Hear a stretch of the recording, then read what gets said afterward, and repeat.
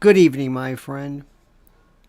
Good evening, live from New York City, at the west side in the beautiful kitchen of hell, Hell's Kitchen. 77 degrees right now tonight, 7:05 p.m. Eastern Time. I sound like Judge Knapp. Going to be speaking with him coming up. Going to be speaking with Judge Knapp next week. Yes, indeed. It will be recording that next Tuesday. Be on Dr. Drew tomorrow, on Monday, the Dr. Drew Show. It's going to be wonderful. And I hope you're having a great and a glorious day. You know, our good friend Susie Bell writes something which is very important. Susie, and I appreciate this, Susie says that she would like one day for me and perhaps Mrs. L and I to discuss our favorite movies and actors. And I think that would be a wonderful thing to do. I think we're going to do that. I'm going to write those out ahead of time. Let me think about this rather than being caught at the moment.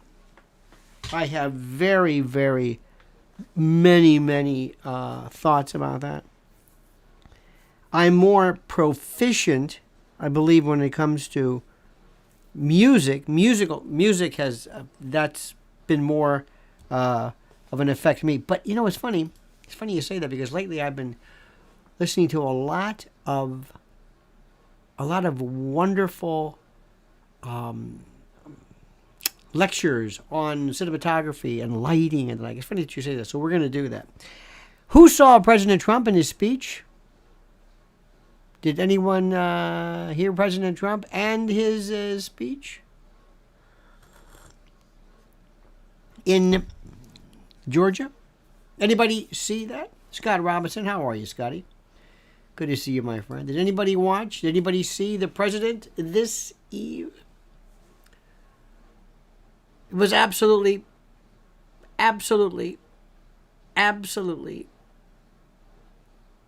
profoundly wonderful. Wonderful. He proves yet again that he is superb at delivering what he is supposed to deliver. He is without peer. He is without peer. He is superb. Superb. I can't say it enough. He is like nothing I have ever seen. He is incredible. Incredible. His version of the facts are very interesting. They're most interesting to people who don't know of what happened. He is very good, excellent at making it sound as though this is a documents. The way he made it sound, well, this was a documents case that is being bootstrapped as an espionage case. It is basically a waste of time, a complete and total waste of time, and moreover, it's very interesting. He is telling people in essence that this is just silly. It's just silly. It's a silly waste of time. And I think it was most effective. He was most effective doing that. It's not going to work. It's not going to work, but it's excellent. So, and I wish it was going to work. I wish things were different. I wish they were just a documents case misunderstood. I wish it was that way, but it's not. And I'm sorry. And everybody who knows anything about this case will tell you it's not that way at all. Now, my friends, I want to share with you, not to be overly heavy, which I guess I am. I can't help it being heavy here. But there is something which is very important for you to understand. First and foremost, I want to provide for you a video I did. This is something that we have been talking about, and I know I've been talking about this forever. And it involves watching California and seeing how this thing works. And basically what it is a provision that says that when you are a parent, usually a male, but if you're involved in a child custody action, here it is right now. Please, this is the video. Please, please watch this. Please, oh please, please watch this. Please, I ask you, please watch this. It's one of the scariest things possible. May I ask you a question? And I shouldn't. You don't have to ask, because I ask this rhetorically, but it's important. Have you ever been involved in a custody case? I have handled a lot of stuff. And believe it or not, the stuff that's easiest to handle are like murders, because they're so final. There's no real wiggle. Most of them don't even come to. There's no trial. There's no, gee, I wonder who did it. It's a plea of some sort. The worst is child custody. A divorce I will not do. Never did. Do not, won't touch that. But I did deal with abuse, neglect, or abandonment, and dealt with kids in particular, families who were accused, who had their children taken away from them. I represented those. That was awful. Have you ever been involved in that? It is the worst thing you can imagine. It is horrible. It is awful. Light Magician says parental autonomy is non-existent. The state has arbitrary power over your relationship with your children. Yes. It is the worst thing I've ever seen. It is the case where I've seen this, and this was 40 years ago, and I saw it then. But there's something that's happening right now which is the most important, and I detail it, and I want you to just listen just if you can. I don't want to go through it, but it specifically deals with a case. This is a bill in California. This is AB, I guess, Assembly Bill 957, and it deals with the best interests of the child. And it is something so incredibly frightening,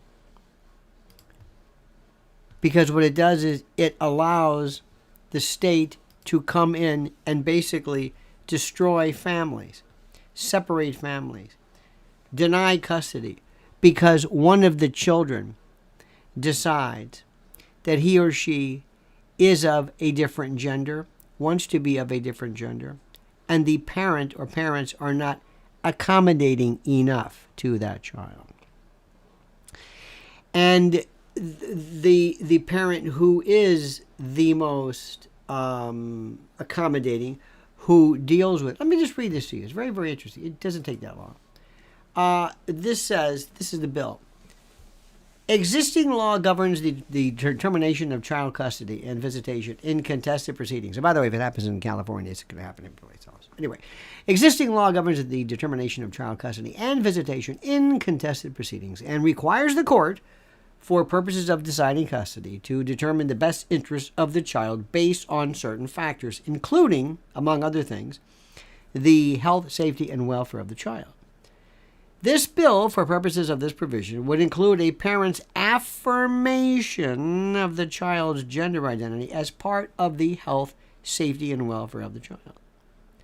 In making a determination of the best interest of the child in a proceeding described in Section 3021, the court shall, among any other factors it finds relevant and consistent with Section 3020, consider all of the following.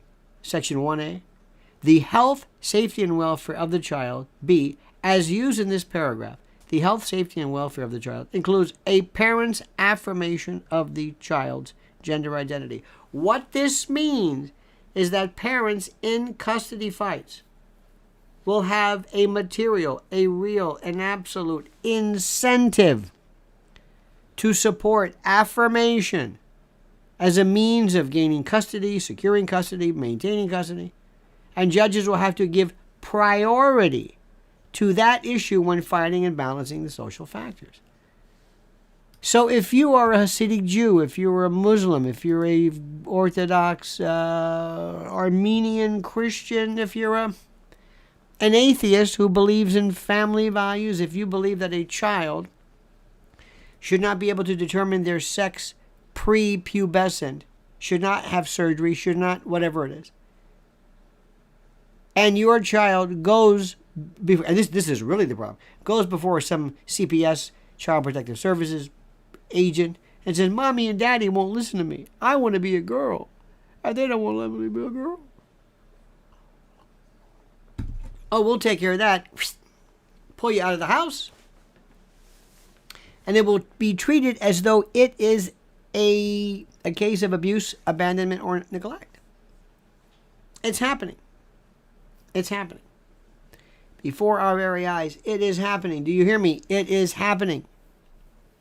You understand this? It is happening. And I am telling you, let me just put it to you this way. You are in the middle of a battle. You're on top of a mountain, and you're looking out at the battle, and you've got your binoculars, and you are seeing one example of advancing enemy from every direction you can imagine, with enemies behind the enemy. Just imagine that like some CGI masterpiece of Sparta, and you're just seeing this. Social, political, I mean, just think, education, family, socio, biomedical, military, law enforcement, I mean, civil rights, just go down the list. I have never seen anything like this, ladies and gentlemen of the jury. I've never seen anything like this. Get ready. I don't blame people for not being involved. I don't blame people for not caring. I got to be careful. I've got this, well, we know these people. And every now and then I will get an email. I won't get the email, but somebody will send an email. And it says something like this. I'm at the pet groomer. Okay, you ever get that? Dude, I'm at the pet groomers. What's going on here? Those fires are sure something. I said, yeah. I was like, what is this? And this is our friend who doesn't know anything. Doesn't know anything. If there was World War III, wouldn't know anything. Wouldn't have any clue as what the hell was going on. Wouldn't know anything. It's the most incredible thing I've ever seen in my life. You have no idea. They don't know anything. They don't know anything. And yet, I think, and I used, and I kind of get mad at how little they know. I mean, they don't know anything. I said, these are the most stupid people in the world. And then it hit me and said, you know what? They're really not that stupid. And the reason why they're not stupid is because here I am going crazy, losing my mind over everything. And they don't know what the hell's going on, and they're happy. Why am I killing myself knowing all this stuff? I'm not going to be able to do anything. I'm not going to be able to fix anything. I'm not going to be able to do anything. They don't know anything. They're the luckiest people in the world. They don't. Do you know people like this? Do you know people who just don't know anything? Or if they say how about that Trump? Well, Joe Biden did it. I thought, not you. Are you one of those people too? Yes. And then I realized this evening, Mrs. L and I had a beautiful walk right there in the Hudson River. It's beautiful. The Hudson River Park is beautiful. This was so idyllic. From the Intrepid up, they've got this outdoor cafe where people are eating, and it's cool, and it's beautiful. Families. I watched at DeWitt Clinton Park a great baseball team. Not softball, but it was like one of these whatever. Great. It was wonderful. The crack of the bat. I mean, it was wonderful. These guys were really good. Very good. But baseball, hardball, wood bats, kids playing dog parks, those scooters, a veritable It looked like the old, not Benetton, but black people and white people and kids playing in soccer and Sikhs and Indians and people of every color and face mask, wearing like hijabs and getting along and happy and drinking wine and enjoying each other at picnic tables. It was beautiful. Beautiful. I'm telling you, everybody getting along, everybody happy, everybody just, it was, and hearing kids laugh, and they have soccer, and they have, I'm telling you, the black soccer mom with the white soccer mom, with the Asian soccer, and the Asian grandparent. Boy, they had this Asian Chinese grandmother. She was tough. And it was just incredible. One very interesting, one little kid was participating and had an arm missing. I thought, this is very good. Good for you to be out there. Dad playing with, all right, what am I doing? Anyway, it was beautiful. Why? Why am I so taken by this? It's the same reason why I listen to music a lot, because I want to see some kind of beauty somewhere. I'm completely admired in this world of horror every single day. And my friend, who is an idiot, who writes these stupid emails while I'm getting my hair cut, okay, all right. They may have it better than anybody else, because here I am. I know what's going on. I can tell you exactly what's going on. And they can't, and they're happier. So who's the idiot? Who's the fool? These people today, and they're still playing. It's still light out. They're doing great. They don't know about Trump. They don't care about that. They don't care about Hillary or any of this stuff. There weren't any drag queens. There weren't any trans. They don't know what the hell they're talking about. So what am I getting so upset about? What are you getting so upset about? Maybe we have it all wrong. Maybe we're not. Maybe we're the problem. Maybe we're just looking for everything. Maybe we're just always looking for just bad stuff to happen. I don't know. But I don't think so. And the reason why I don't think so is very simply this. They need people like us. We're the night watchman. We're the sentry. We're the lookout. We're standing atop that forest fire ladder device, looking for signs of smoke so that they can enjoy themselves. We're the people who actually do more to protect people than anybody else. They always talk about, military, they're keeping us free. Excuse me. We're the ones always pointing out, you can't do that. You can't do that. Hey, you're doing that with parents. Hey, you're doing that. Hey, no. You can't do that. Can't do this. Can't do this. Can't do this. This is the thing which is the most important and the most critical thing that anybody can ever possibly explain. We are the most important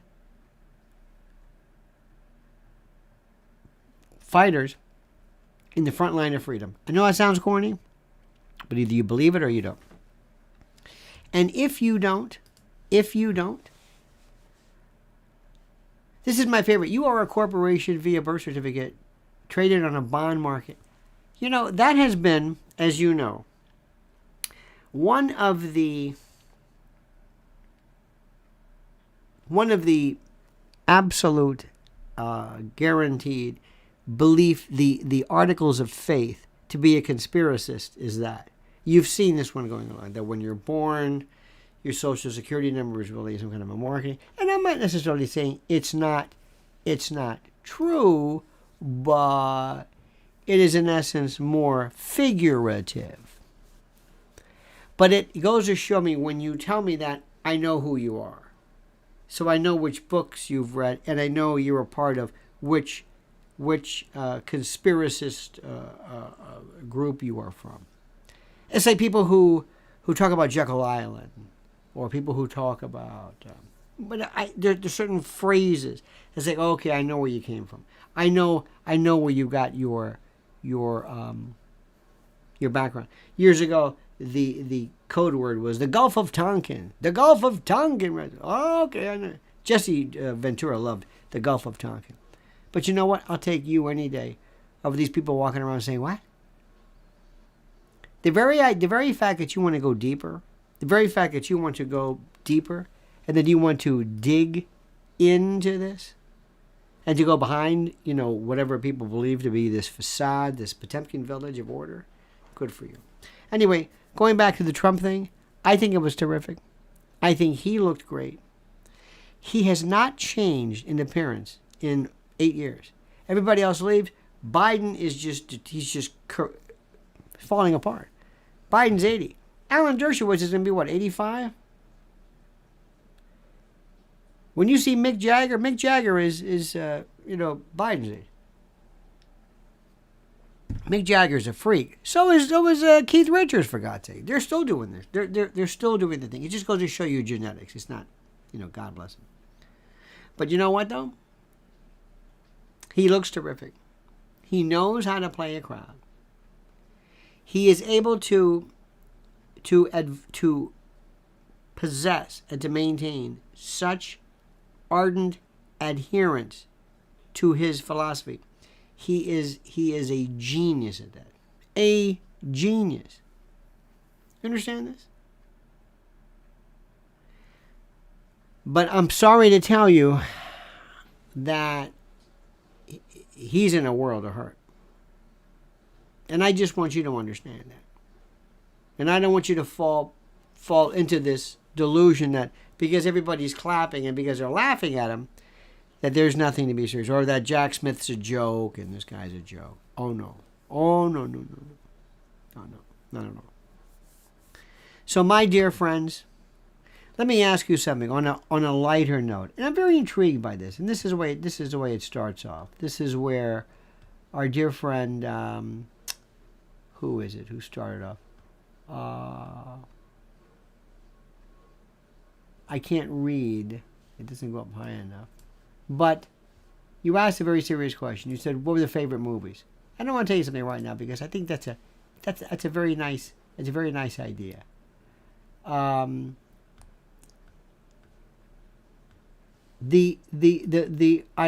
not going to say, I'm not one of these people who loves to see, Rashomon and Besson, and the people who love to say they like Truffaut. No, I've never.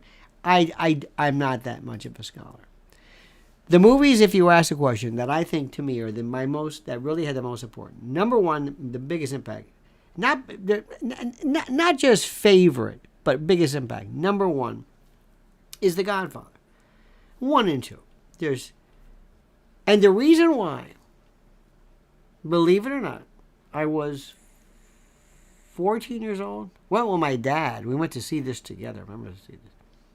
It was the biggest. It was an event. But the thing I loved the most about it was if ever there was somebody to show you the importance of lighting. Look at the first scene of The Godfather. They lit it to like a match or a lighter. There's no light. It's the most beautiful thing in the world. It's so perfect. The angles, it's beautiful. When you watch it, and I watch it again, I think, look how they did this. It's just incredible. That's what. In no particular order. The movie Fatso with Dom DeLuise, Anne Bancroft, Ron Carey. Absolutely loved that like you cannot believe.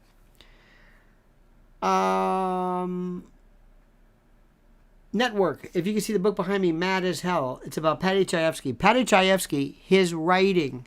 Paddy Chayefsky is a genius, was a genius. Read his, if ever you want to see George C. Scott, listen to the dialogue in the hospital. George C. Scott. It's the most incredible thing you've ever heard in your life. The Ned Beatty line. He uses one of my favorite words, immane. I-M-M-A-N-E. For immense. Immense. Huge. That's one I love that. Sling Blade killed me. Sling Blade killed me. It was So brilliant, and I don't know why. It was something that just killed me. Billy Bob Thornton, he said later, it was about Frankenstein. That's really what it was. And you can pull these, these references, he goes back to redeem, he had to go back to that crazy house, whatever it is. I don't know. I remember I saw that before anybody. I was here in New York, and I saw this in an advanced screening. So I was doing that before anybody, and they're saying, why is he doing this? I was on WABC at the time, and people were asking, why is he doing this? I love taters. Well, stop. Who is this? Why are you doing this? And then, of course, it came out, and they said, oh, okay, I got it. That was when I was a kid, I saw the Fighting Sullivans cried at the end when the brothers are in heaven, and the one little brother, the Sullivan, who was always late, come on, and they're in heaven, killed me. Walt Disney killed me. You got to ask yourself this question. What is it? What is it? What is the purpose? What are you actually trying? What is the purpose for you going to see this movie? What are you seeing a movie about? What do you want from it? What is it supposed to do for you? What does it do? Is it supposed to transform? Well, are you supposed to be taken someplace else? Do you like scary movies? Movies never scared me. Movies never scare me because I always think this is a movie, it's not real, and I understand. Except Fatal Attraction. And I saw something even more incredible. If you can find this, there is an audition that was done in a hotel room with Glenn Close and Michael Douglas. And they're auditioning this. You don't know how good they are as actors, or she is, until you watch her. She's doing an audition, and they're just kind of running through it. It is the most... You've never seen acting like that. Ever. I can't believe it. And you got to ask yourself, what is it about this film? What is it that I want? I don't know what I don't know what I want. May I give you a little simple theory? And that's called the macaroni and cheese phenomenon. I think macaroni and cheese, especially if kids like it, when kids say, I'm not hungry. Oh yeah? I'll make you something. It's not good for you, but I'll make something. What do you know? Oh, I know what you like. No, you don't. Yes, I do. I'm a kid. I know, but I know you're going to love this. What's this called? It's called Kraft Macaroni and Cheese. Out of the box with that phosphorescent orange powder stuff with the noodles. Try this. I'm not going to add anything to it. I'm not going to jazz it up with sour cream and bacon bits. No. Just eat this. You're going to go crazy. You're going to love this. Why? You just will. Trust me. You try it and you go, this is fantastic. Why? I don't know why. Because it just is. It's the macaroni and cheese phenomenon. Why is this movie great? I don't know. It just is. Why do I love it? I don't know. I saw American Graffiti the other night, and I loved it. I loved it then. I love it now. I don't know why. I could give you a reason. I could force some intellectual... I can make it sound like I'm pulling something out of the air. And you see, it's a saying goodbye to art. Stop it. Nobody thinks that.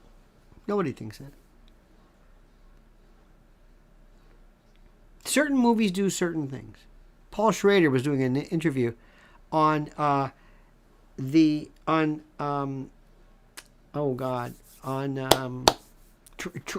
transcendentalism, but the French. I forget the name of something. I'm a little tired, but anyway.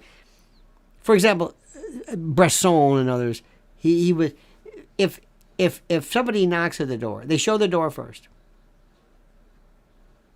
and then they knock on the door,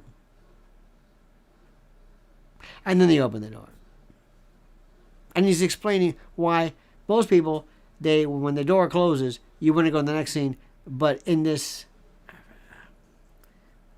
Not transcendentalism, but whatever this technique is, you keep watching the door. I'm thinking, okay, if you want to talk about that, go ahead. If you think that matters to you, go ahead.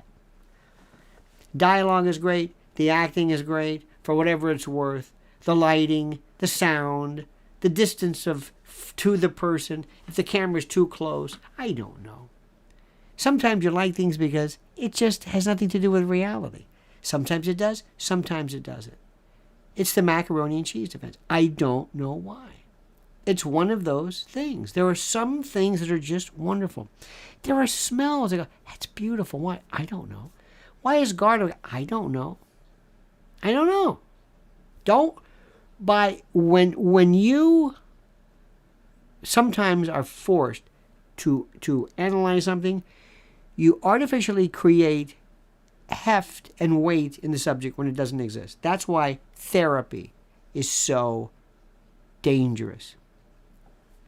Because you end up performing for the therapist. And sometimes there are things that happen that really, I don't know. How did that make you feel? Like a jerk. Let's go with that. Okay. Yeah, whatever you say. Well, what do you mean a jerk? Well, I just, did that remind you of, and the next thing you know, you're spending time analyzing something for the purpose of fulfilling, well, I'm paying for this. Maybe there's something to this. And you're giving heft to something that really wasn't there. No, this has something to do with your father. No, it had nothing to do with it. It just happened. It's macaroni and cheese. It just happened. I don't know. Certain things, I don't know why. What people really should be asking about one time, and this would be one of the greatest things ever, but nobody will ever talk about this. Nobody, because we are infantilized when it comes to matters that are sexual. But one of the things is attraction, preference, and fetish. There's a different thing. Robert De Niro, I don't want to say has a thing for, which sounds crazy, but is attracted to African American women. Okay. Not exclusively, but more than most people. Most, not all, most. So the question is, I'd like to know, is there a reason for that? Why do people like, what is a blonde? What does that mean to you? I like blondes. Is that a fetish? No. It's a preference. It's something I'm attracted to. Not me, Mrs. Alia, but I'm just saying, why? I think that'd be fascinating. Why? You have a thing for tube socks. Why? Why? What is it about? What happened? What is that short hair thing for? What is that about? Was that your first girlfriend? Is there a reason for that? I don't know why. I don't know why. Because you are an animal that is not subject to estrus, to heat cycles. You have a brain. You're putting in input to eroticism that people don't normally have. There's lightning going on. There's a crackling fire. There's music. Two chihuahuas in heat, they don't care what that means. But to you, it does. What does this have to do with anything? Well, it's romantic. What does that mean? Is it a preference? Is it a fetish? What is it? What does that mean? Why is that important? Sex is about perpetuating the species, right? Yeah, well, what are you talking about fires for? And music? And crisp sheets and Henry Mancini and rain on the tummy. What is all this stuff about? That would be fascinating. What is it? Is it because this is cliched, or you truly mean this? You truly believe this? Look how they destroy. Look how they destroy romance in movies. Young people aren't going to understand romance today. They're not going to know what that means. They're not going to understand what romance means. They're not going to know what falling in love means. They're not going to understand this.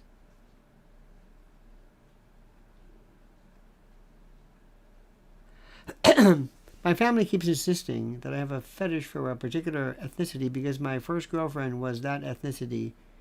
Meme won't die. Well, may I ask a question? Chicken or the egg? They say it's because your first girlfriend was of a particular ethnicity. Maybe your first girlfriend was your girlfriend because of a particular ethnicity which predated your finding her? I don't know. What does this mean? Who knows? One of the most fascinating things which nobody ever wanted to follow up on was something which I've never seen done. I've never participated in it, but I've heard about it. It's this 5-minute kind of a dating thing where you show up and you sit in front of somebody for like a minute or 2 minutes and that's it, and you move. And you move. And you're saying, nope, nope, nope. Hey, stop. What was that? Hey, what is it? Write it down. Write it down. What is it? You see something? Yeah, I like this. I like him or her. Yeah, why? Or why don't you? And it's not. Well, yeah, that's it. Yeah, okay. Is there a reason for this? No. Give me a reason. Blonde. I don't know. So you see, you're forced to say something. You don't know. Now, same thing. Speed dating. Same thing. You turn the lights off. Blindfolded. Same thing. Okay, you sit. You put your hand out. You touch somebody's hand. You know they're there. Start talking. Then what? Then see what happens. Now imagine this. Imagine the poor people. Today's young people. I have to talk. You have to talk. But there's no. Sorry. And then somebody who says something, laughs, something clicks, and you're doing it intellectually, and there's no vision, just intellectually. That would be the greatest thing in the world. That would be the most fascinating thing in the world. What was that about? And then ask, what was it? I don't know.